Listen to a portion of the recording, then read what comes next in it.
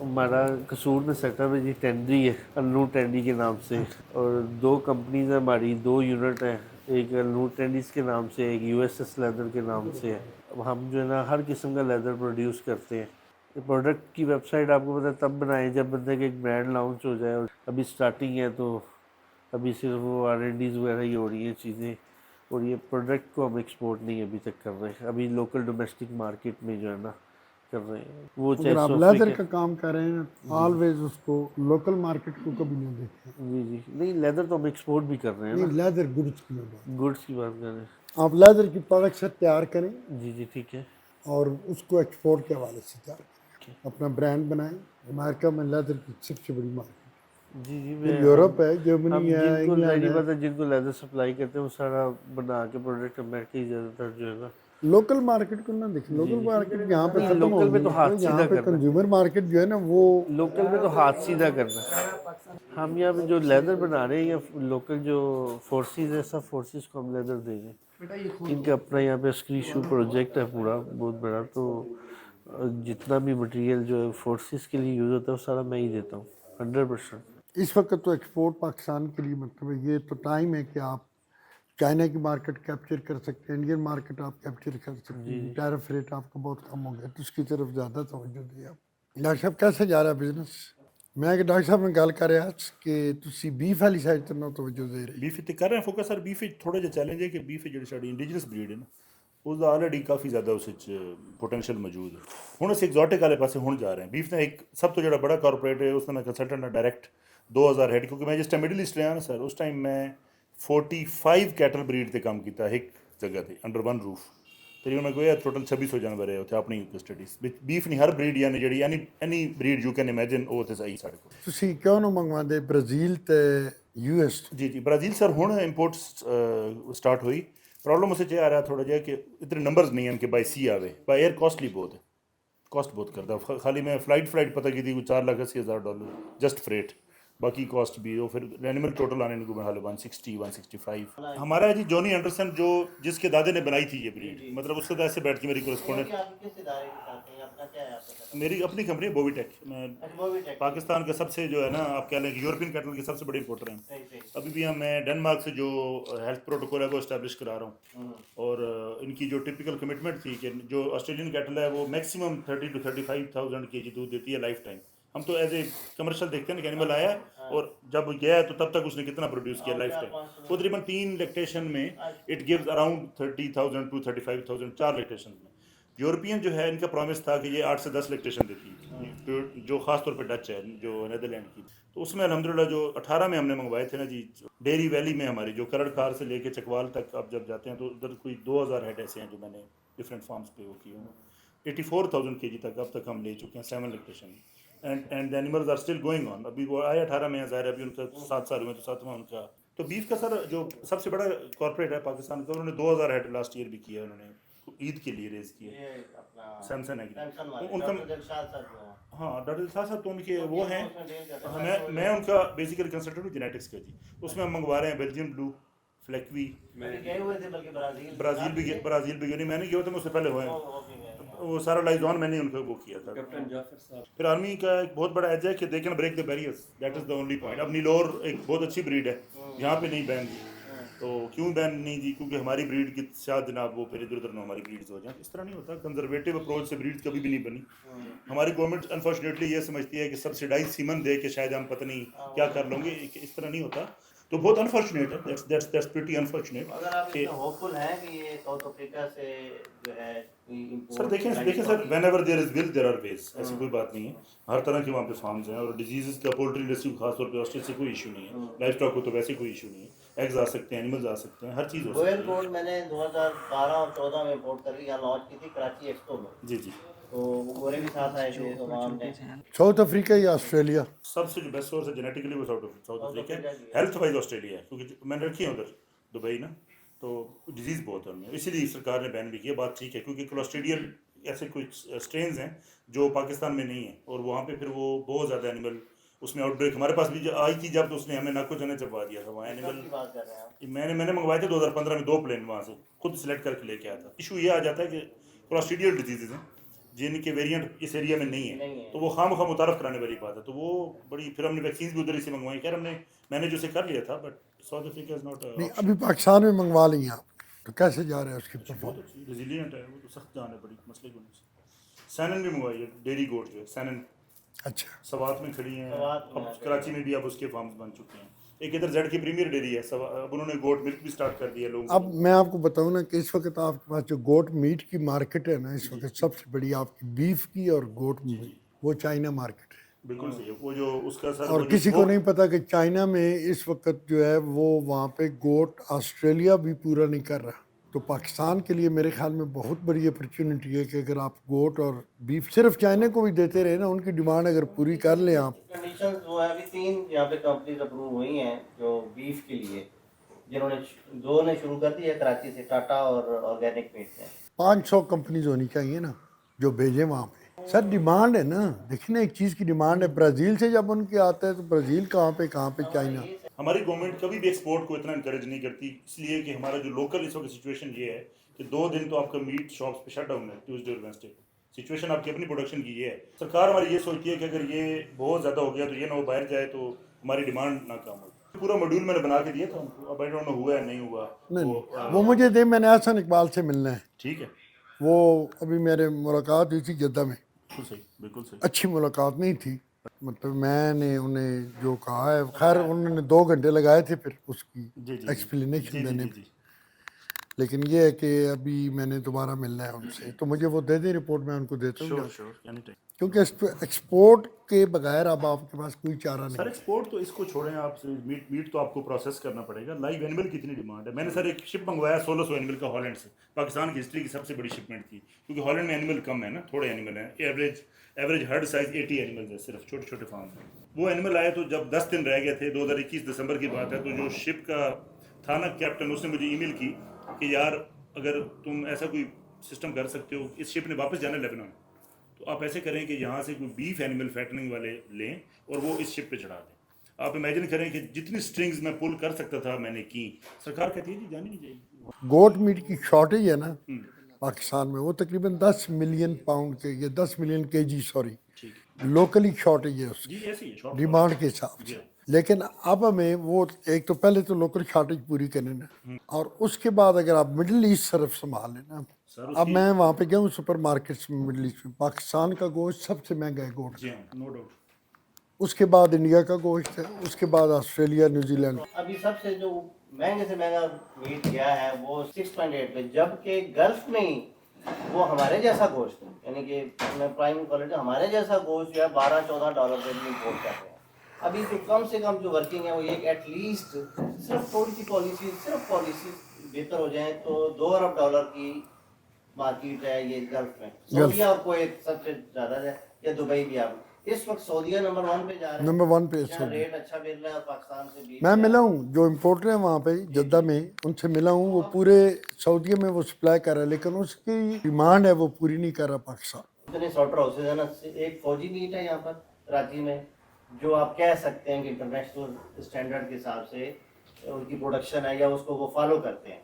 Local यहाँ पे 1-2 slaughter houses है, वो भी ऐसे ही है कि वो अगर अब ईरान जाता है हमारा मीट, तो ईरानी डॉक्टर बैठे होते हैं सर पे, तो अपने सामने शिपमेंट भेज रहे होते हैं, वो क्वालिटी जैसे ही डॉक्टर निकलता है फिर वही मतलब ज़रा सा भी, क्योंकि आपको पता है बात। सर वो मेरी अर्ज़ ये है कि यहाँ पे वो कल्चर नहीं है ना, हमें वो कल्चर डेवलप हो। जब एक्सपोर्ट आपकी बढ़ती है ना तो ऑटोमेटिकली कल्चर डेवलप होना शुरू हो जाता है।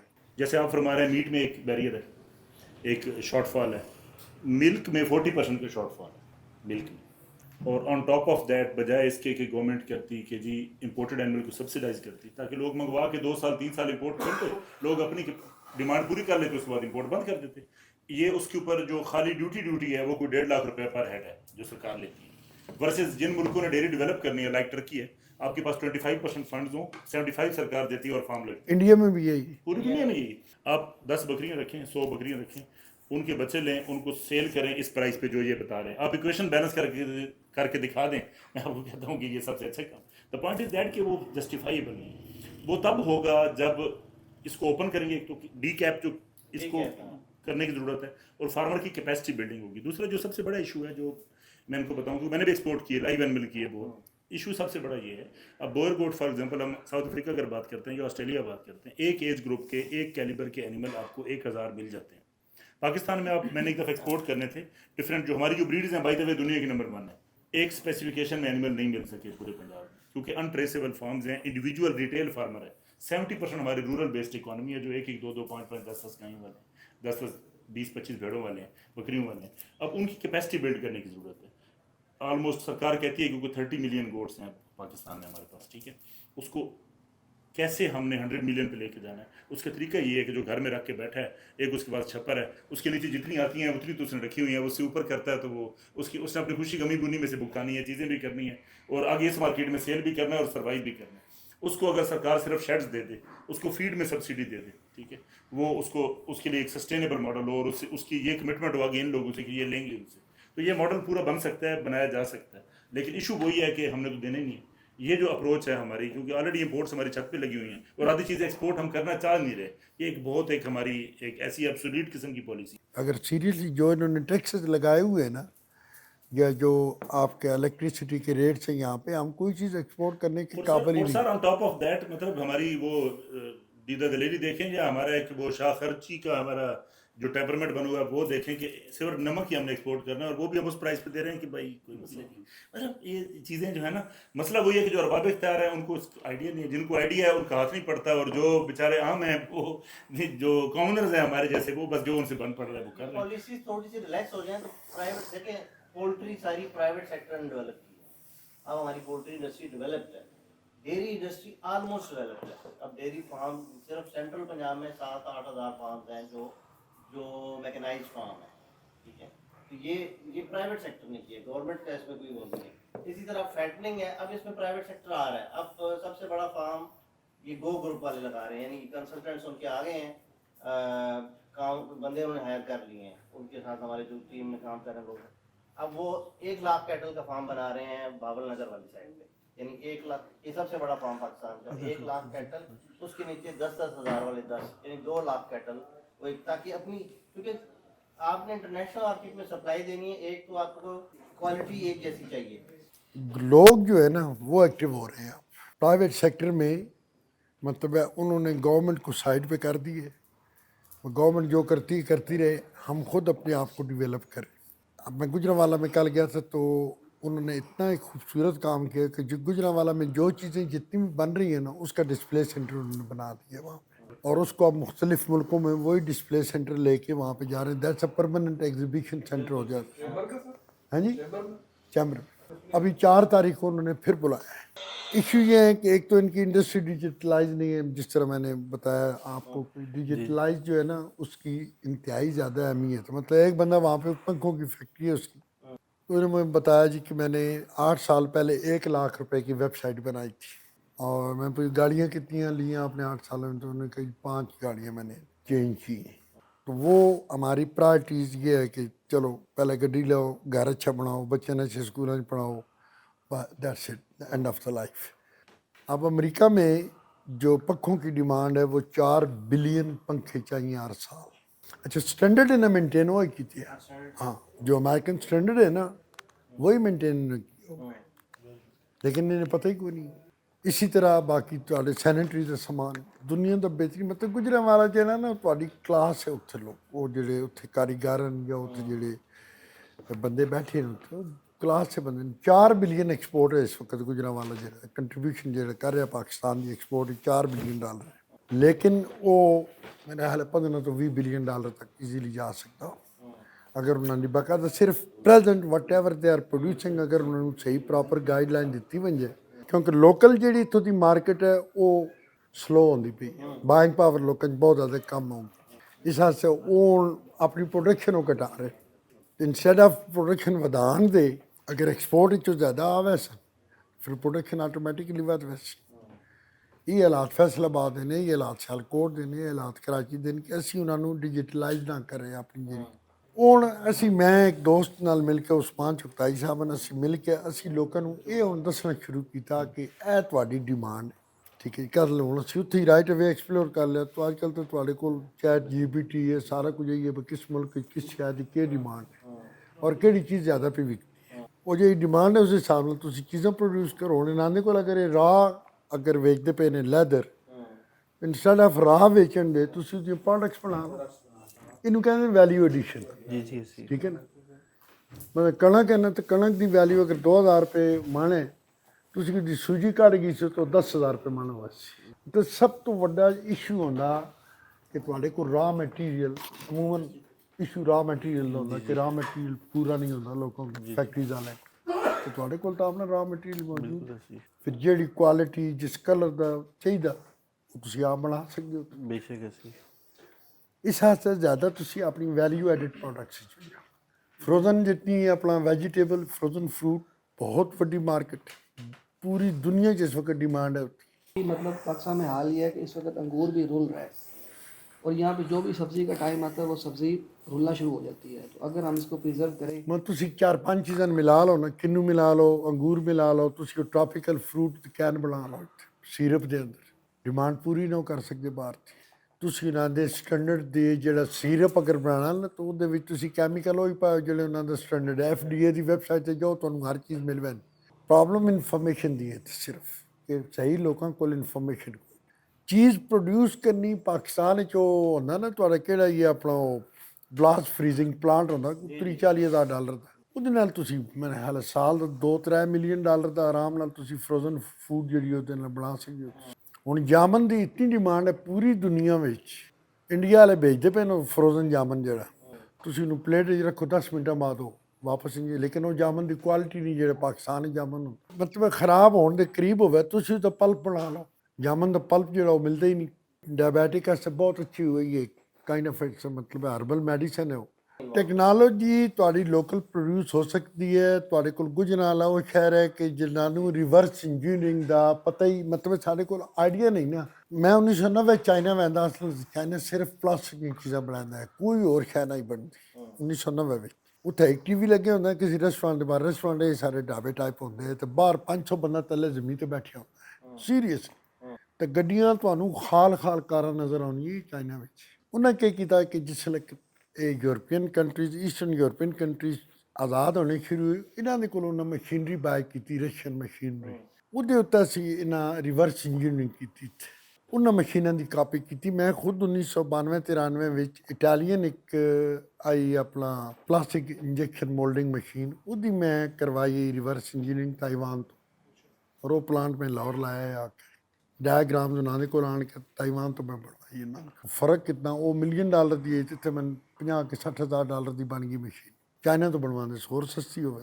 ਕੰਪੋਨੈਂਟ ਉਹੀ ਲੱਗੇ ਨੇ ਸਾਰੇ ਜਿਹੜੇ ਮਤਲਬ ਜੈਪਨੀਜ਼ ਔਰ ਇਟਾਲੀਅਨ ਹਾਈਡ੍ਰੋਲਿਕ ਸਿਸਟਮ ਆਇਆ, ਤਾਂ ਬਾਕੀ ਕੰਪੋਨੈਂਟ ਜਿਹੜੇ ਇਲੈਕਟ੍ਰਿਕ ਹੈ ਸਾਰੇ ਜੈਪਨੀਜ਼ ਹੈ, ਸਿਰਫ ਸਟਰਕਚਰ ਉਹਨਾਂ ਬਣਾ।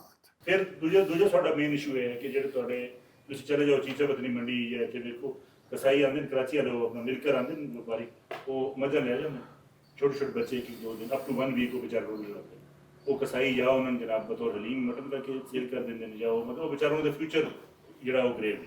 फीमेल मेल दोवें डबल नुकसान एक तो जनाब थोड़ी जी फीमेल हो भी गई, ठीक है, यानी अगे जी ब्रीड का सिलसिला है वो रुक गया। दूसरा जो मेल है थोड़ी मतलब 50% मेल प्रोड्यूस हो वो भी सारे ज़ाया हो। वही अगर रेज हो जान तो जी बीफ इंडस्ट्री है उसमें सपोर्ट मिलती ਉਹ ਫਿਰ ਇਹ ਕਰਦੇ ਨੇ ਕਿ ਤੁਹਾਨੂੰ ਲਾਇਆ। ਅੱਛਾ, ਬੀਫ ਔਰ ਲੈਮ ਦਾ ਵਾਕਈ ਮੇਰੇ ਖਿਆਲ ਦੀ ਗੱਲ ਠੀਕ ਹੈ ਕਿ ਬੀਫ ਜਿਹੜਾ ਨਾ ਉੱਥੇ ਉਹ ਜ਼ਿਆਦਾ ਮਹਿੰਗਾ ਲੈਮ ਦੀ ਨਿਸਬਤ। ਸਾਡੇ ਕੋਲ ਵਜ੍ਹਾ ਕੀ ਵੇ ਕਿ ਜਿਹੜਾ ਇਹ ਵਾਲਾ ਬੀਫ ਹੈ ਉਹ ਬੇਸਿਕਲੀ ਖਾਂਦੇ ਨਹੀਂ, ਉਹਨੂੰ ਕੁਆਲਿਟੀ ਬੀਫ ਚਾਹੀਦੀ। ਹੁਣ ਤੁਸੀਂ ਵੇਖੋ ਜਿਹੜਾ ਈਦ ਤੇ ਸੀ ਐਂਗਸ ਬੀਫ ਜਿਹੜਾ ਈਦ ਤੇ ਆਪਣਾ ਦੇਸੀ ਬੱਚਾ ਸਾਰਾ ਸੀ ਉੱਥੇ ਜਿਹੜਾ ਉੱਥੇ ਜਿਹੜੇ ਉਹਦੀ ਕੁਆਲਿਟੀ ਵੇਖੋ ਤੇ ਜਿਹੜੇ ਇੱਥੇ ਮਾਰਕੀਟ 'ਚ ਮਿਲਦੇ ਪਏ ਪੁਰਾਣੀਆਂ ਬੁੱਢੀਆਂ ਗਾਈਆਂ ਜਿਹੜੀ ਕਿਸੇ ਨੇ ਖਾਂਦੀਆਂ ਉਹਨੂੰ ਜਨਾਬ ਉਹ ਬੀਫ ਤਾਂ ਨਾ ਹੋਇਆ ਨਾ। ਪ੍ਰੋਬਲਮ ਕੀ ਹੈ ਕਿ ਉਹ ਇੱਕ ਪ੍ਰਾਈਸ ਬੈਰੀਅਰ ਹੈ ਬੇਸਿਕਲੀ। ਅੱਛਾ ਜੋ ਹਮਾਰੇ ਸਿਰਫ ਈਦ ਤੇ ਅਵੇਲੇਬਲ ਹੈ, ਬਾਕੀ ਆਮ ਆਵਾਮ ਜਿਹੜੀ ਉਹ ਇਸ਼ੂ ਤੇ ਸਾਡਾ ਬੀਫ ਇੱਥੇ ਲੋਕਲੀ ਕਾਫੀ ਯੂਜ਼ ਹੁੰਦਾ। ਹੋ ਸਕਦਾ ਆਮ ਜਿਹੜਾ ਗਰੀਬ ਆਦਮੀ ਸਰ ਚਿਕਨ ਜਾਂ ਬੀਫ ਦੋ ਜਾਂ ਫਿਸ਼ ਜਿਸ ਟਾਈਮ ਪੀਕ ਦਿਓ। ਹੁਣ ਮਟਨ ਦੀ ਪ੍ਰੋਡਕਸ਼ਨ ਸਾਡੇ ਕੋਲ ਘੱਟ ਹੈ, ਇਨਫੈਕਟ ਮਟਨ ਦੀ ਪ੍ਰੋਡਕਸ਼ਨ ਘੱਟ ਹੈ, ਠੀਕ ਹੈ। ਬੀਫ ਦੀ ਪ੍ਰੋਡਕਸ਼ਨ ਹੈ ਉਹਦਾ ਰੇਟ ਜਿਹੜਾ ਉਹ ਨਹੀਂ ਮਿਲ ਰਿਹਾ। ਹੁਣ ਸਿਰਫ ਪੋਲਿਸੀ ਚਾਹੀਦੀ ਹੋਰ ਕੋਈ। ਹੁਣ ਚਾਈਨਾ ਵਾਲੇ ਬੜਾ ਜ਼ੋਰ ਲਾਇਆ, ਪ੍ਰਾਈਵੇਟ ਹੈ ਖਰ ਕੀ ਨਾ ਆਪਣਾ ਅਲੀ ਖਰ ਹੈ, ਖਰ ਦਾ ਬੇਟਾ, ਕਈ ਸਾਰੇ ਬੇਟੇ ਉਹਦੇ ਪਤਾ ਨਹੀਂ ਕਿਹੜੇ, ਉਹਨੇ ਪਿਛਲੇ ਕਾਕੜ ਦੇ ਦੌਰ ਵਿੱਚ ਕਾਫੀ ਵਰਕਿੰਗ ਕਰਕੇ ਚਾਈਨਾ ਤੋਂ ਪ੍ਰਾਈਵੇਟਲੀ ਕੁਝ ਆਰਡਰ ਲੈ ਲਏ, ਉਹ ਸਾਰਾ ਸਿਸਟਮ ਲਾਈਨ ਅਪ ਕਰ ਲਿਆ। ਲੇਕਿਨ ਇੱਥੇ ਉਹ ਗਵਰਨਮੈਂਟ ਫਿਰ ਮਸਲੇ ਮਸਾਇਲ ਬੜਾ ਛੱਡੇ, ਉਹ ਫਿਰ ਨਹੀਂ ਹੋ ਸਕੇ। ਚਾਈਨੀਜ਼ ਦੀ ਸਟ੍ਰੈਟਜੀ ਹੁੰਦੀ ਹੈ ਕਿ ਉਹ ਜਾ ਕੇ ਆਪ ਡਾਇਰੈਕਟ ਸੋਰਸ ਤੇ ਬੈਠਣਾ ਚਾਹੁੰਦੇ पहले वर्किंग करते पाकिस्तान तो उन्होंने वास्ते मतलब दूसरा घर ही है ना, वो सारा जानते हैं। वो पहले आंदे सारिया चीज़ा वर्किंग करके फिर आस्ते आस्ते आप डायरेक्ट परचेजिंग शुरू कर देंगे। ईरान वाले भी इस तरह किया, पहले ईरान वाले इतने डायरेक्ट करते थे बलोचिस्तान की मार्केट कैटल लाई जा रहे थे, फिर इन्होंने कैटल लाई एक्सपोर्ट बंद कर दी पाकिस्तान वाले। हुण लाई जाता स्मगल हो के इराक तक भी जा रहा, लेकिन वो इलीगल है, लीगल नहीं जा रहा। हुण बीफ जो साडा जा रहा इस वेले वो ईरान जा रहा और सेंट्रल एशिया में जाना शुरू हो गया, उज़्बेकिस्तान और ताजिकिस्तान रेट मुनासिब है। चाइना हाले भी रेट यानी साढ़े तो डबल है।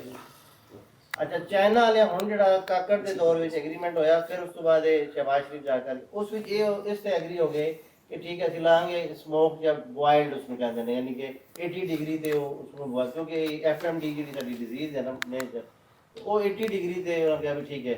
उस विच 3 प्लांट फिलहाल होना 3 अप्रूव होए, 2 कराची दे के ते लाहौर, तो वो कराची तो जाना शुरू हो गया। अच्छा उस विच उन्होंने ये कोई कंडीशन नहीं कि जानवर बुढ़ा होवे जड़ा भी होवे, बस तुसीं बोनलेस करो और उसको ट्रीट करो और उसे भेजे जाओ। इनके एक चाइना वाला ये जितना तेजी नाल होएगा ये साडी मार्केट अच्छा साडी ऊपर जाएगी। ये अगले असल चीज़ तो ये कि जिस वे डिमांड वधदी है जी तो वो ਤੁਹਾਡੀ ਸਪਲਾਈ ਆਟੋਮੈਟਿਕਲੀ ਵਧਣੀ ਸ਼ੁਰੂ ਹੋ ਜਾਂਦੀ ਹੈ ਉਹਦੇ ਨਾਲ। साडी प्राइस ਜਿਹੜੀ ਹੈ मेरा ख्याल है कि with in 1 year maximum local ਜਿਹੜਾ ਬੀਫ ਦਾ ਮੈਂ ਤੁਹਾਨੂੰ ਸਪੈਸ਼ਲ ਮਿਲਣਾ ਹੈ ਸਿਰਫ ਬੀਫ ਵਾਸਤੇ ਕਿ ਬੀਫ ਜਿਹੜਾ ਉਹ ਤੁਸੀਂ ਅਗਰ ਤੁਹਾਡੇ ਟੈਕਸਸ ਜਾਂ ਸਾਡੀ ਸਿਆਟਲ ਜਾਂ ਉਧਰ ਤੁਹਾਡੇ ਸੈਨ ਫਰਾਂਸਿਸਕੋ ਸਾਈਡ ਤੇ, ਕਿਉਂਕਿ ਉਹਦੇ ਬੜੇ ਬੜੇ ਵੱਡੇ ਫਾਰਮ ਹਨ, 5-5 ਹਜ਼ਾਰ ਹੈਡ ਦੇ ਜਾਂ 10-10 ਹਜ਼ਾਰ ਹੈਡ ਦੇ ਫਾਰਮ ਹਨ, ਔਰ ਉਹ ਸਾਰਾ ਉਹ ਐਂਗਸ ਜਿਹੜਾ ਬੀਫ ਹੈ ਉਹ ਪ੍ਰੋਡਿਊਸ ਕਰ ਰਹੇ ਨੇ ਉੱਥੇ US ਮਾਰਕੀਟ ਵਾਸਤੇ, ਪਲੱਸ ਐਕਸਪੋਰਟ ਅਮਰੀਕਾ ਬੜਾ ਵੱਡਾ ਐਕਸਪੋਰਟਰ ਵੀ ਹੈ। इशू ये है कि गवर्नमेंट सोच रही है कि जनाब इंडिजिनस जी ब्रीड है ना वो नप के बह गया, मतलब वो कुछ नहीं होना। सर देखो दौर चेंज हो गया। In the end of the day it's about economy. Dhani breed Chakwal सन सीमन का काम 2007 तो असं मैं कर रहा, अज तक किसी बंदे धनी गाइयां फ्रीजियन सीमन नहीं रखे, वो बच्चा अच्छे पैसे दे दिखता।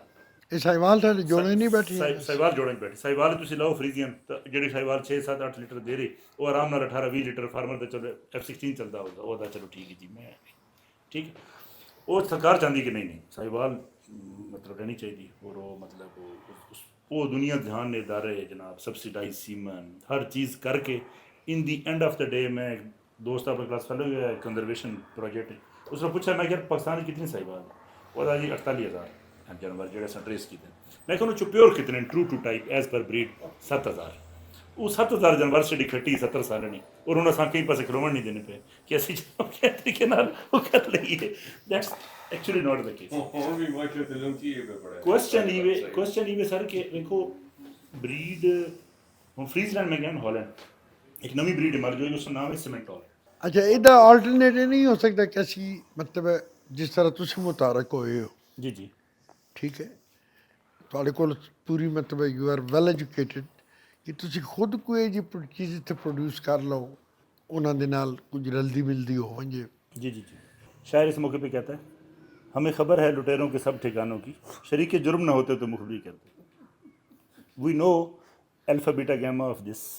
द प्रॉब्लम इज़ दैट कि असी अपनी असी खुद भी एक कमर्शियल कंसर्न। मैं 9 साल ब्रीडिंग करा के ना पाकिस्तान हैंड्स ऑन कम करके इवेंचुअली इस नतीजे ते पहुंचा कि मैं भाई कोई अथॉरिटी नहीं है। I am running a commercial company and I should must protect my commercial interest as well, otherwise तुसी नहीं तो बड़ा आसान सदका जारी समझ ही की रखा। सर इशू मैं तुहानूं मिसाल दिंदा, बफलो मिल्क इस टाइम एक्सपोर्ट हो रहा है चाइना, ठीक है, बफलो एनिमल्स भी इन आखे जैसे नहीं देने, इन्हें कुछ गिफ्ट किया है उन्होंने इन सैंपल बेच छड़े ने उस तो बाद नहीं सन कोई इन्हें कुछ गिफ्ट किया है उन्होंने उत्थे अपने इंस्टीट्यूशन उन्होंने रखा। चाइना जिस टाइम क्रेज एक पैदा हो गया buffalo milk due to high fat buffalo meat उन्होंने जनाब इतने बैरियर टाउन ऑफिस बनाया, रॉयल चाइना कंपनी आई खुद उन्होंने पाकिस्तानी डॉक्टर्स एम्ब्रियोलॉजिस्ट हायर करके खानका डोगरा भी उन्होंने फार्म बनाया, इतने लोकल एम्ब्रियोज कलेक्ट करके ऑलमोस्ट कोई 10,000 के करीब हम तक प्रोड्यूस कर चुके हैं। ऑब्जेक्शन ये है कि जी बाहर से सीमन आ रहे हैं और बाहर से गायें आ रही हैं जिस वजह से हमारी ब्रीड ख़राब हो रही है। बंदा पूछे कि भैंसें तो आज तक बाहर से नहीं आई, ना कभी सीमन भैंसों का, अब इन्होंने अर्जेंटीना से अलाउ किए, अब आके अभी आई नहीं पहले 10,000 अब तक बन चुके हैं एम्ब्रियोज ना, तो वो बड़ी और बड़ा सक्सेस रेट उनका बड़ा अच्छा रहा और वहाँ पे वो टाइम दूर नहीं है कि वो करके तो चीज़ें मीन्स टू से कि वक्त के साथ साथ जो कौम भी अडॉप्ट नहीं होती ना, कौम से मुराद मेरी अब गवर्नमेंट की वो उधर ही रह जाती। तो जो भी इनोवेशन के साथ लेके चलते हैं जिस मैं तरह आने से पहले ना ज़ीखान उस्मानी साहब को आप जानते होंगे, जी जी ज़ीखान उस्मानी साहब से मिलने गया। उनका घर को हमारे घर से है 70-80 मील दूर। तो राचेस्टर कोडेक कंपनी अगर आज तो 20 साल पहले 25 साल टुर जाओ ना, तो हर कैमरे की रील जी होंगी है ना, वो कोडेक की होती है। वो पेपर भी कोडेक का होता है। उस बाद वो कैमिकल भी जो फोटो बनते कोडेक के होते। कोडेक की जी उत्थे वो इंडस्ट्री है ना, वो तकरीबन कोई 2-1 मील के एरिए विच हो। ते लाइटां ऑफ आईयां सारियां। कोडेक के 5 लाख एम्पलॉइज है। आज तो 20 साल पहले मतलब कोडेक ਉਹਦੇ ਉਹ ਕੈਮਰੇ ਬਣੇ ਹੁੰਦੇ, ਉਹ ਰਾਈਟ ਅਵੇਜ ਦਾ ਉਹ ਫੋਟੋ ਨਿਕਲ ਆਉਂਦੇ ਹੈ, ਜਾਂ ਉਹਨਾਂ ਦੇ ਉਹ ਹੁੰਦੇ ਡਿਸਪੋਜ਼ੇਬਲ ਕੈਮਰਾਜ਼ ਹੁੰਦੇ ਉਹਨਾਂ ਦੇ, ਉਹ ਤੁਹਾਨੂੰ ਦੁਨੀਆ 'ਚ ਹਰ ਜਗ੍ਹਾ ਜਿੱਥੇ ਵਹਿੰਦੇ ਉਹ ਤੁਹਾਨੂੰ ਮਿਲਦੇ ਹੈ ਕੈਮਰੇ। ਅਤੇ ਉਹ ਲਾਈਟਾਂ ਬੰਦ ਅਤੇ ਬਿਲਕੁਲ ਜਿਕਣ ਉਹ ਤੁਹਾਡਾ ਗੋਸਟ ਹਾਊਸ ਟਾਈਪ।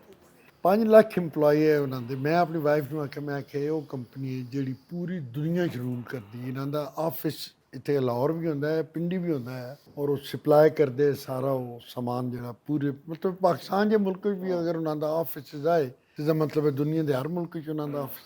ਮੈਂ ਕਿਹਾ ਵੇ ਕਿ ਨੋ ਫੈਕਟਰੀ ਇਹਦੀ ਕੋਈ ਲਾਈਟ ਨਹੀਂ ਹੈ। ਇਸ ਕੰਪਨੀ ਦੇ 5 ਲੱਖ ਇੰਪਲੋਈ ਹੈ। ਸਿਰਫ ਕੀ ਹੋਇਆ ਵਕਤ ਦੇ ਨਾਲ ਉਹਨਾਂ ਆਪਣੇ अडॉप्ट नहीं किया। इसी तरह नोकिया हो गया कि वक्त के साथ उन्होंने अपने आप को तब्दील नहीं किया।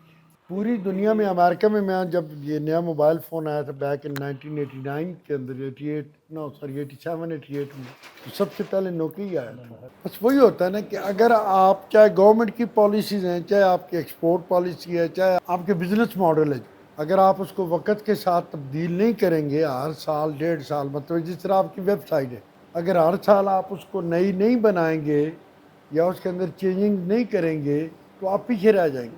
उसके SEO द्वारा नहीं करवाएंगे तो you are done deal. Secondly sir जो इशू है ना वो ये है कि इसमें चेंज में दो मसले हैं। एक चेंज आपको पता नहीं है या आप करना चाहते नहीं है, एक ये है कि एक चेंज आपको करने दिया नहीं जाता। ये दो अलग अलग एलिमेंट है। फॉर एग्जांपल मकई एक्सपोर्ट होती है यहाँ से, अभी भी एक पार्टी का टेंडर आया हुआ है ओमान से 50,000 मेट्रिक टन येलो कॉर्न होने चाहिए। अब प्रॉब्लम क्या है? प्रॉब्लम सर ये है कि कॉर्न जो है वो हम ये कहते हैं वही फूड सिक्योरिटी का इशू है कि अगर हम एक्सपोर्ट करते हैं तो हमारी अपनी जो यहाँ पे पोल्ट्री फीड कैटल फीड महंगी हो जाएगी और हमें फिर मसले आएंगे, लिहाजा हमें इसको एक्सपोर्ट ना करने दें। प्राइस हमने उधर ही रखी हुई है। अब उससे होता क्या है कि फार्मर इनोवेशन पे इन्वेस्ट ही नहीं कर सकते, वो पहले ही नेक टू नेक चल रहा है। वाई नॉट कि आप उस प्राइस को ओपन करें, लेट द मार्केट डिसाइड कि प्राइस क्या होनी चाहिए। होता सारी दुनिया में यही होता जिसके है। अच्छे रेट पे जब बिकेगा वो अगले साल एग्रोनॉमिस्ट भी हायर करेगा, अच्छे से अच्छी खाद डालेगा, अच्छे से अच्छी वोट। अब वो जब रेट नेगोशिएशन होती हैं तो वो यही कहते हैं बाहर वाले कि आप इंडिया से भी अगर 3 गुना कम प्रोडक्शन ले रहे हैं तो इसमें हम क्या कर सकते हैं। That is the point. लेकिन उस एक शिपमेंट में मैंने देख लिया जितने की मैं एनुअल मंगवा रहा था उससे ज़्यादा की मैं भेज सकता था, लेकिन उन्होंने जाने नहीं दी।